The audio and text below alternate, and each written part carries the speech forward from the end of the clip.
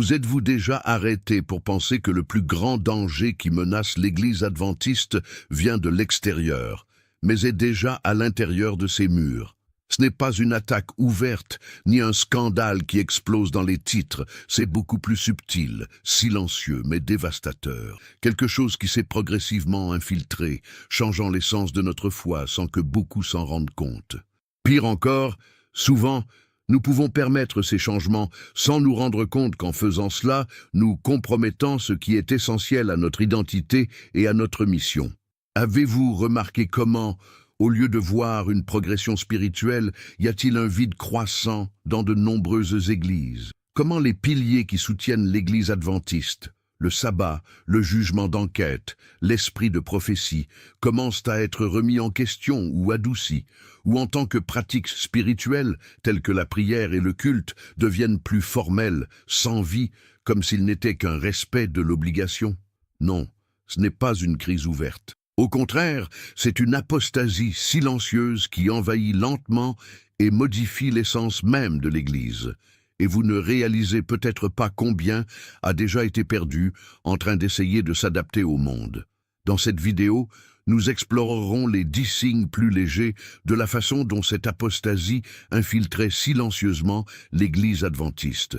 Adjustons à des changements discrets mais profondément inquiétants que beaucoup ont ignorés. Vous comprendrez comment les petites concessions au nom de la pertinence, l'unité et la tolérance affaiblissent notre mission prophétique, diluant les principes qu'ils ont fait de l'Église adventiste un véritable phare ces derniers jours. Saviez-vous que progressivement l'esprit de sacrifice qui caractérisait autrefois cette Église est remplacé par une recherche de confort? Comment la vérité prophétique a-t-elle été réduite au silence par des voix qui disent « ce n'est plus nécessaire ». Mais attendez, le dernier sujet de cette vidéo vous surprendra. Il apporte une vérité puissante, un espoir renouvelé qui peut changer tout ce que vous avez pensé de l'avenir de l'Église. Il révèle que, même au milieu de toute cette confusion et cette déviation, il y a un fidèle résident qui est prêt à garder la flamme de la vérité allumée. Et vous découvrirez ce que cela signifie pour vous. Assurez-vous de regarder jusqu'à la fin, car ce que vous apprendrez peut être la clé pour comprendre comment rester ferme à mesure que le monde qui nous entoure sort. Préparez-vous à être mis au défi, et peut-être même surpris, car la dernière vérité révélée changera la façon dont vous voyez l'avenir de l'Église et sa mission. Avant de continuer, commentaires à partir de quelle ville et du pays que vous regardez. Profitez et quittez déjà et abonnez-vous à la chaîne afin de ne pas perdre de messages puissants que Dieu a pour votre vie. Continuons. Signe 1. Apostasie silencieuse. Le danger que nous ne voyons pas. Ce qui est souvent plus dangereux, ce n'est pas l'ennemi qui se présente de force et de bruit, mais celui qui s'infiltre silencieusement sans provoquer de trait. L'apostasie silencieuse au sein de l'Église adventiste est l'un de ces dangers, un processus progressif qui, sans scandale majeur ou grande chute, commence à corroder les piliers qui soutiennent la foi. Il ne vient pas avec un cri d'avertissement, mais avec un certain nombre de petites concessions, ajustements et adaptations qui sont fabriqués au fil du temps, sans que beaucoup s'en rendent compte. Le plus grand risque est exactement à la discrétion de ce phénomène, car il ne nécessite pas de changements radicaux ou visibles. Il peut passer inaperçu jusqu'à ce qu'il devienne un fait irréversible. Cette apostasie, qui commence comme un léger échange de principes, déforme progressivement l'objectif original de l'Église, détournant les membres de sa mission et des valeurs fondamentales.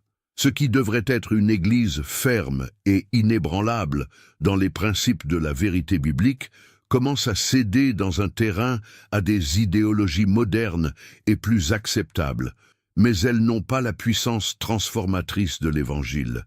La grande question ici est, sommes-nous conscients de ces changements?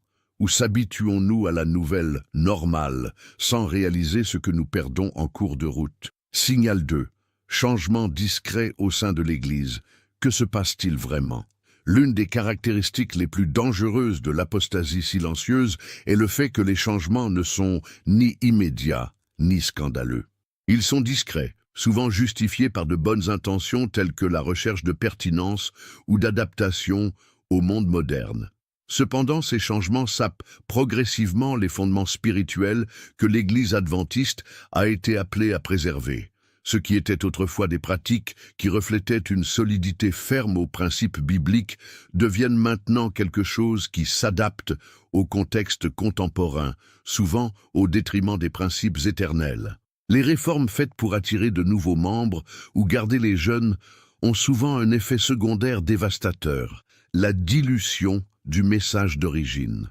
La pratique religieuse, qui devrait être le reflet de la sainteté de Dieu, commence à se mélanger avec les tendances culturelles et les influences laïques. La musique, la liturgie, la prière, tout commence à repenser et à rénover pour s'aligner sur les normes externes, plutôt que de rester ferme dans les principes que l'Église a toujours défendus. Ces changements sont souvent effectués si progressivement que, lorsque vous vous rendez compte, il n'y a plus une Église qui reflète la pureté du message adventiste, mais une communauté qui a perdu la clarté de sa mission. Signe 3. La perte de la simplicité de l'Évangile.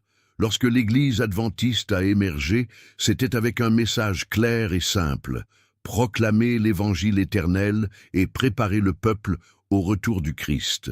C'était un message de foi inébranlable et non complexe, et sans engagement envers les normes du monde. Cependant, comme les influences externes ont commencé à pénétrer l'Église, la simplicité de l'Évangile a été progressivement remplacée par des théologies complexes et une recherche d'acceptation qui compromet souvent des valeurs fondamentales. L'adaptation au contexte culturel présente ses avantages, mais apporte également le risque de déformer le caractère du message, le rendant plus acceptable, mais moins puissant. Lorsque l'Évangile est façonné pour plaire aux hommes, il perd sa force d'origine. La simplicité de la vérité est perdue au milieu de discours plus élaborés et pratiques qui ne sont pas alignés sur les principes établis dans les Écritures.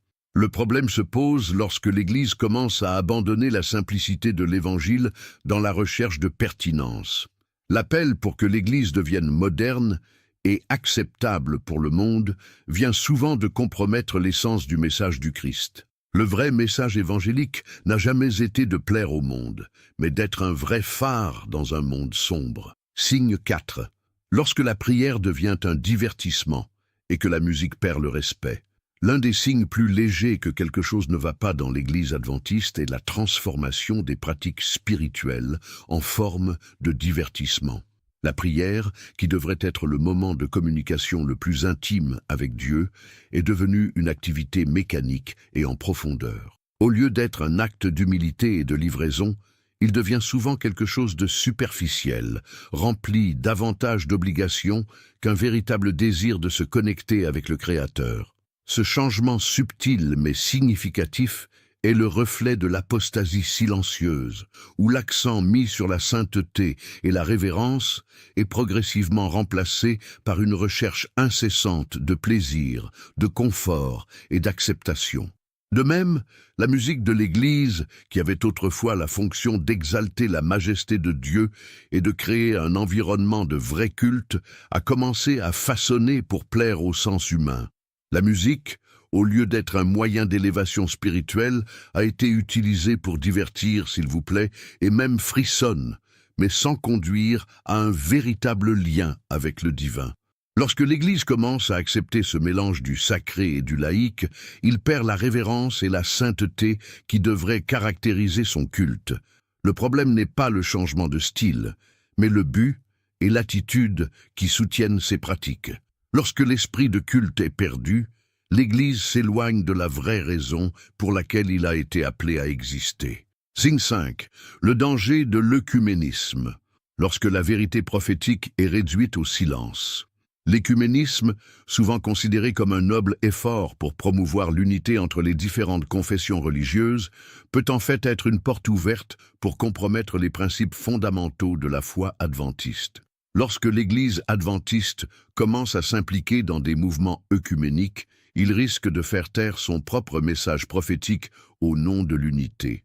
L'appel biblique à ne pas s'unir avec les infidèles, 2 Corinthiens 6, 14, est clair. Et lorsque l'Église rejoint d'autres dénominations sans discerner la nécessité de préserver la vérité, Elle compromet son rôle d'être la voix prophétique dans les derniers jours. L'écuménisme peut devenir un terrain dangereux, car il faut souvent minimiser ou même omettre des vérités bibliques cruciales pour maintenir la paix et l'harmonie. En faisant des concessions doctrinales, l'Église perd son accent sur sa mission originale, qui proclame les 3 messages angéliques de l'Apocalypse 14, avertissant le monde de la venue imminente du Christ et du besoin de fidélité à la parole de Dieu.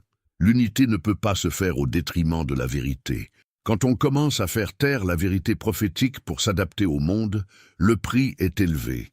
Le témoignage distinctif de l'Église est perdu et la lumière qu'elle a été appelée aux nations commence à sortir. Signe 6. Relativisme doctrinal. Remettre en question les vérités fondamentales. Le relativisme doctrinal est l'une des plus grandes menaces à l'Église adventiste ces jours-ci. Ce phénomène silencieux se produit lorsque les membres de l'Église, et même les dirigeants, commencent à remettre en question les doctrines fondamentales qui étaient une base solide de la foi adventiste, comme le jugement d'enquête, l'esprit de prophétie et l'autorité des Écritures. Au lieu de maintenir la foi ferme dans les principes que l'Église a toujours défendus, on commence à adopter une posture de doute, justifiant ses problèmes avec l'idée de pensée critique. Le problème n'est pas en question, honnêtement, mais dans le fait que ces doutes, souvent déguisés en réflexion intellectuelle, commencent à secouer les fondements qui soutiennent l'identité de l'Église. Comme Ellen White a prévenu dans ses écrits, Satan sait qu'en affaiblissant la prière et l'étude des Écritures, il peut corrompre l'esprit des croyants, les conduisant à nier les vérités qu'ils considéraient autrefois immuables. Ce processus ne se produit pas brusquement, mais progressivement, avec l'introduction de petits doutes qui, au fil du temps, accumulent et déstabilisent la foi. Lorsque des piliers doctrinaux commencent à être interrogés au sein de l'Église, l'ennemi n'a plus à attaquer à l'extérieur, car la division et la confusion seront installées en interne. La question est, réalisons-nous ce relativisme croissant au milieu de nous ? Ou sommes-nous si habitués à lui que nous ne pouvons plus voir le danger qu'il représente? Signe 7. Lorsque la mission de l'Église devient inconfortable, l'Église adventiste a été appelée à une mission claire et urgente, proclamer les 3 messages angéliques de l'Apocalypse 14 et alerter le monde sur le retour imminent du Christ. Mais que se passe-t-il lorsque cette mission devient inconfortable? Quand, au lieu d'être un message d'espoir et de salut, est-il considéré comme radical, vieux ou inconfortable pour la société moderne? Alors que l'apostasie silencieuse se propage, nous voyons beaucoup à l'intérieur de l'Église hésiter à proclamer la vérité complète, la peur d'être rejeté ou mal compris. La mission d'alerter le monde sur le jugement imminent et le retour du Christ ne rentre pas facilement dans les récits que beaucoup préfèrent entendre.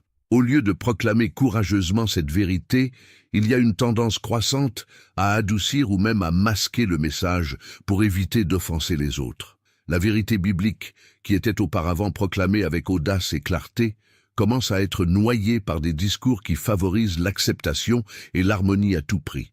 La Bible nous dit que le message de l'Évangile sera un signe de séparation entre les justes et les méchants, mais la peur d'être considérée comme radicale ou intolérante conduit beaucoup à faire le silence. Cela affaiblit la mission de l'Église et l'empêche de remplir son rôle prophétique. Lorsque la mission devient inconfortable, l'Église perd son identité et son objectif, abandonnant l'urgence et la clarté qui l'ont rendue unique. Signe 8. La perte de vitalité spirituelle, quand la foi devient mécanique. La perte de vitalité spirituelle est l'une des conséquences les plus visibles d'une apostasie silencieuse. Lorsque les membres de l'Église commencent à s'éloigner des principes fondamentaux de la foi et de la pratique religieuse, le zèle qui caractérisait autrefois l'Église est perdu. La prière, qui devrait être une conversation intime avec Dieu, devient un acte mécanique, fait par l'habitude, sans vénération ou compréhension appropriée de son pouvoir transformateur. L'étude biblique, qui devrait être la source de vie et le renouvellement spirituel, commence à être négligée ou réduite à une pratique occasionnelle. Les réunions de prière et d'étude deviennent de simples formalités, sans passion et pouvoir qui accompagnaient ses activités dans le passé. L'absence d'un engagement profond envers la vérité se traduit par un esprit de complaisance qui se propage entre les membres. Beaucoup deviennent comme ceux à qui la Bible décrit comme tués dans leurs péchés, vivant une religiosité sans vie, sans la présence vibrante du Saint-Esprit. L'esprit de sacrifice et de dévouement à l'œuvre de Dieu cède la place au réconfort et à la recherche de commodité.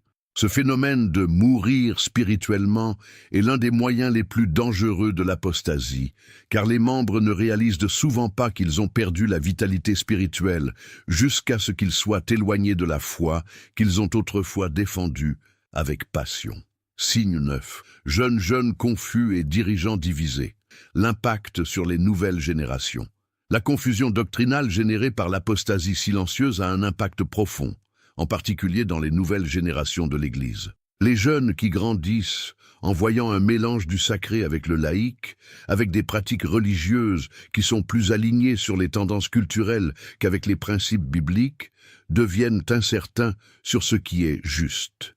Lorsque l'Église commence à céder aux pressions externes pour s'adapter au monde moderne, les jeunes le voient comme un manque de clarté sur la mission et les principes de la foi.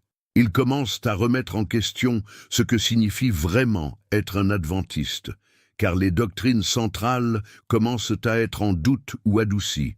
Lorsque l'Église, au lieu d'être une véritable forteresse, devient une institution politiquement correcte, de nombreux jeunes se sentent perdus et sans direction.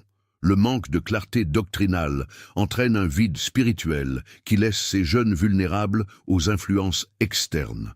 De plus, de nombreux dirigeants de l'Église, au lieu de rester fermes en principe, sont divisés entre adhérer Dieu ou des hommes agréables. Cette division interne conduit au manque d'unité et à un leadership clair, ce qui entraîne un peuple déroutant et sans but. Lorsque les dirigeants et les jeunes deviennent sceptiques ou désintéressés par les doctrines fondamentales, l'Église perd sa capacité à atteindre son objectif prophétique. La clarté doctrinale et l'unité sont essentielles pour que l'Église maintienne sa mission vivante et pertinente. Signe 10, la préservation du fidèle résident, l'espoir au milieu de la confusion. Malgré toutes les difficultés et signes d'apostasie silencieuse qui ont affecté l'Église, il y a toujours un espoir ferme et inébranlable, le fidèle résident. Même au milieu de la confusion, de la déviation et du relativisme qui affectent de nombreux membres et même les chefs d'Église, Dieu a toujours un peuple dédié à leur vérité. Ce reste ne se conforme pas aux pressions du monde, ne se mélange pas aux influences externes et surtout ne se terre pas face aux adversités. Ce sont eux qui maintiennent la flamme de la vérité biblique avec courage, révérence et engagement inébranlable. Comme l'a écrit Ellen White, aucune flamme n'a été éteinte. Il y a encore ceux qui prient avec ferveur, étudient les Écritures avec dévotion et défendent le message prophétique avec audace. Ces fidèles ne sont pas passifs face à l'apostasie silencieuse, mais sont vigilants et fermes, conscients que la véritable mission de l'Église n'a pas changé. Ils savent que la fidélité à la vérité, même en période d'incertitude et de crise, est essentielle pour réaliser l'appel divin.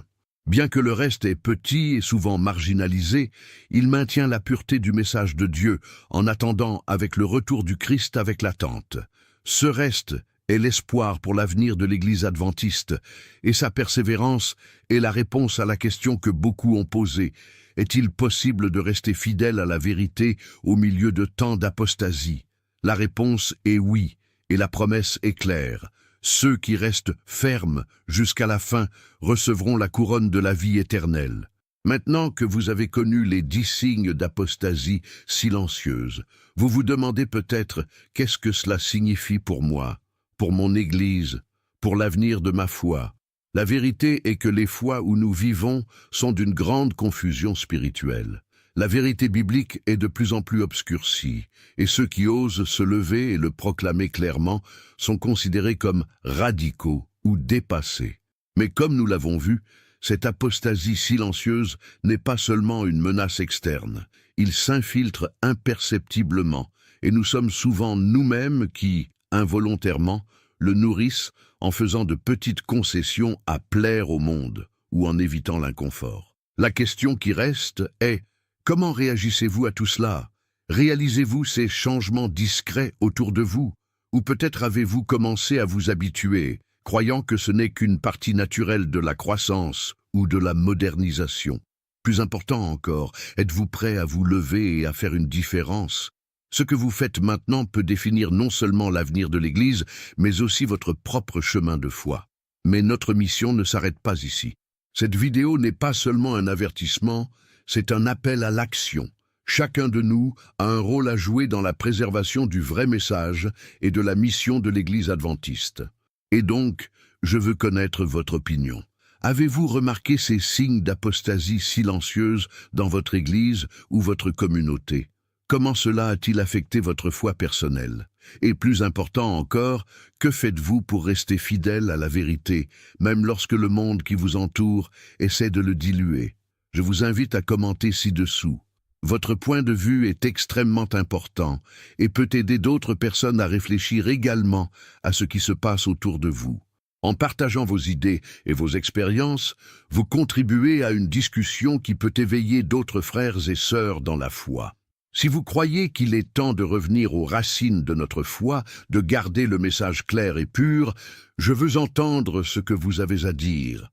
Et s'il vous plaît, comme cette vidéo, si vous sentez que l'Église doit se réveiller avec ses défis.